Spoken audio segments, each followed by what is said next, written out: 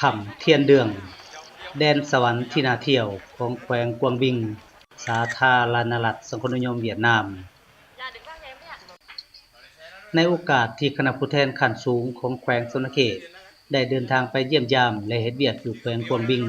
สาธารณรัฐสังคมนิยมเวียดนามซึ่งเวียกหนึ่งที่ได้มีการพบปะแลกเปลี่ยนระหว่างคณะผู้แทนทั้งสองฝ่ายก็คือเวียกงานท่องเที่ยวที่ทั้งสองฝ่ายต้องได้ร่วมมือกันดังนั้นในโอกาสดังกล่าวนี้คณะพรรคอำนาจการปกครองแขวงสำนักเขตโดยการพาทางของเจ้าภาพแขวงกวางบิงสาธารณรัฐสังคมนิยมเวียดนามได้นำพาคณะผู้แทนของแขวงสำนักเขต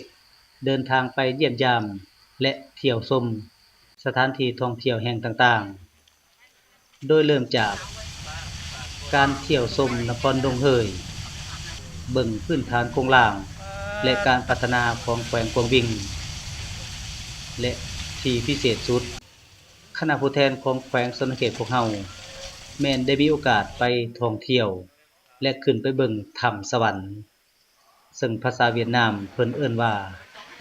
ห้างเทียนเดืองท่านผู้ชมอยู่ทางเบื้องหลังของข้าพเจ้านี่ก็คือเส้นทางขึ้นไปบริเวณถ้ำเทียนเดืองถ้ำเทียนเดืองก็ว่าจะแปลออกมาเป็นภาษาลาวมาว่าเป็นว่าถ้ำสวรรค์หรือว่าเส้นทางขึ้นสวรรค์ซึ่งว่าจะเป็นอะไรนั่นพวกเราไปติดตามกันพร้อมๆกัน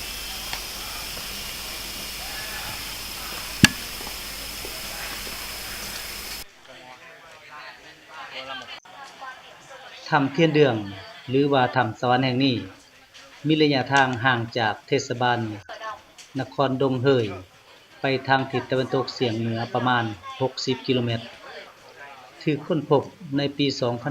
2005ถ้ำแห่งนี้มีความยาวประมาณ31กิโลเมตรยาวที่สุดในทวีปอาซีถ้ำสวรรค์แห่งนี้นอนอยู่ในหน่วยภูที่มีความสูงจากหน้าดินหรือสูงจากตีนภูขึ้นไปประมาณ570เมตรซึ่งเพิ่นได้สร้างเส้นทางที่เฮ็ดด้วยซีมัง2เส้นขึ้นไปฮอดปากถ้ำอ้อมรอบ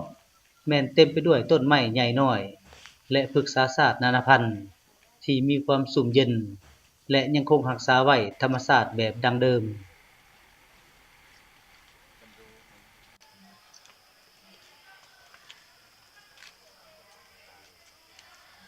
ตามความศรัทธาและการเชื่อถือก่อนจะเข้าไปในถ้ำสวรรค์แห่งนี้ก่อนอื่นแม่นต้องได้ขึ้นไปสักการะบูชาและขอพรนำเจ้าที่เจ้าฐานผู้ที่เพิ่นปกปักรักษาและเบิ่งแยงถ้ำแห่งนี้กันก่อน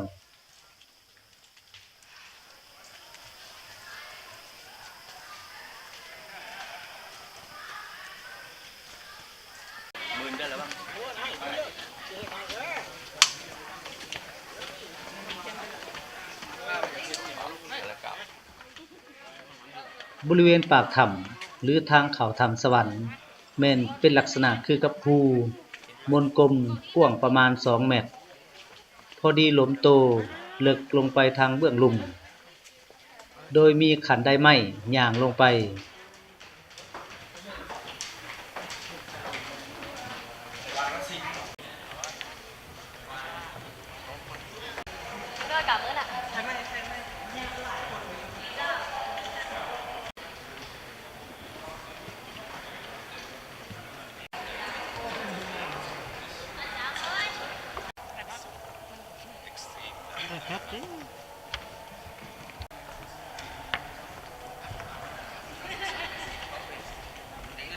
เจ้าก็ท้ายไปโลด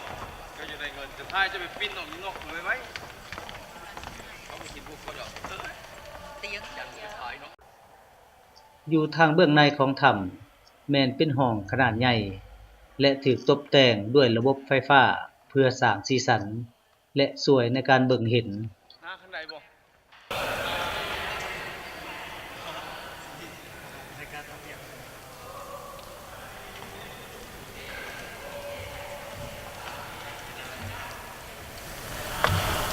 ท่านผู้ชม นี่ก็คือบริเวณเบื้องในของถ้ำเทียนเดืองซึ่งเป็นอีกแหล่งท่องเที่ยวหนึ่งที่มีชื่อเสียงของแขวงกวงบิงซึ่งมื้อนี้ข้าพเจ้าได้มีโอกาสติดตามทางคณะของแขวงสุเขตมาเยี่ยมยามได้เฮ็ดเวียกอยู่แขวงกวงบิงแล้วก็ได้มีโอกาสมาเที่ยวอยู่ที่สถานที่ท่องเที่ยวแห่งนี้